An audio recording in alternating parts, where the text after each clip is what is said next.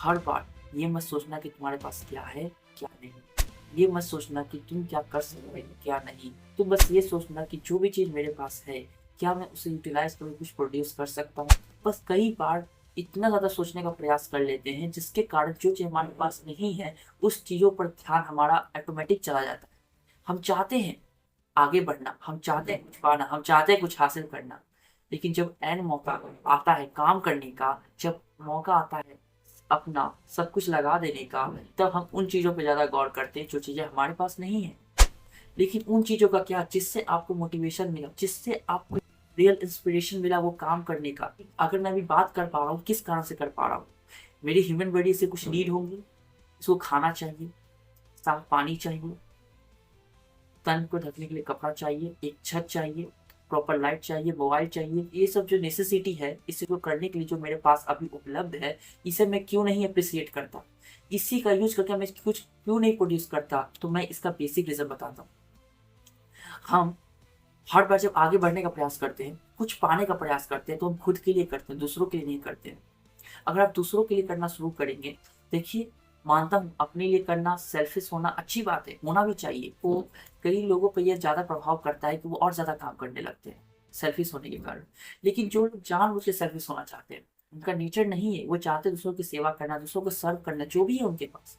अगर वो उस तरीके से ही काम करेंगे जो उन पे सूट करता है, तो बहुत लंबा खेल खेल पाएंगे, बहुत लंबे देर तक अपने गेम में टिके रह पाएंगे और अपने आप को बहुत आगे तक डेवलप कर पाएंगे। लेकिन जो लोग किसी और की पर्सनालिटी को एक्नॉलेज करके उसे अपने जीवन में ढालने का प्रयास कर रहे हैं, तुम बहुत गलत कर रहे हो। तुम्हारा जीवन क्रिया अलग है, तुमने और अलग तरीके से पालन पोषण हुआ है, तुम्हारी वातावरण अलग थी, तुम्हारे आसपास के लोग अलग थे, उनके विचार अलग थे, उसके मुकाबले जिससे तुम कंपेयर कर रहे हो। यही मिस्टेक हम लोग करते हैं।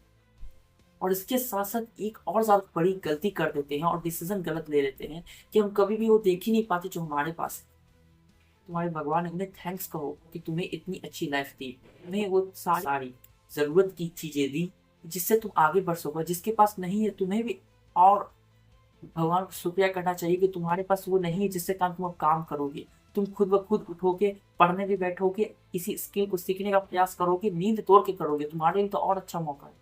जिसके पास जितनी नेसेसिटी कम होगी ना, उसके चांसेस आगे बढ़ने के बहुत हो जाएंगे। लेकिन उसमें एक दिक्कत आती है, या तो तुम लड़ लो या तो तुम मर जाओ।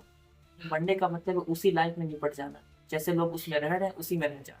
तुम्हारे अंदर इतना एटीट्यूड है, तुम कहो खुद से कि नहीं, मैं ऐसी लाइफ नहीं जीना चाहता, मैं चाहता हूँ कुछ बेहतर करना, मैं चाहता हूँ अपने आप को उस लेवल तक ले जाना जिस लेवल तक किसी ने सोचा ना हो। मैं चाहता हूँ यहाँ कुछ ऐसा करना जिसके बारे में कोई सोचने से भी डरे। तो ऐसी चीजें सोचने का प्रयास करो कि जिससे कहा तुम्हारी पर्सनालिटी आइडेंटिफाई होगी, यूनिकनेस आएगी और तुम खुद में अपने आप में काम करना शुरू करोगे।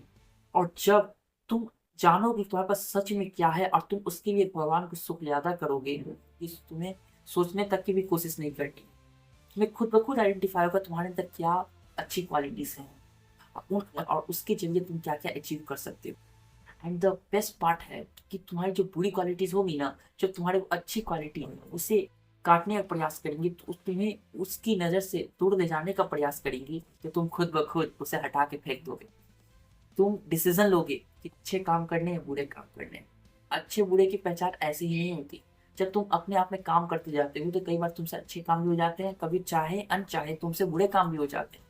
लेकिन उसे गलती की जगह डिसीजन लेना, उसे मान लेना कि हाँ, ये मेरे लिए गए फैसलों का फसल है, तो दैट्स ओके। इसे मुझे ही काटना है, मेरी खेती है तो मैं ही काटूंगा ना।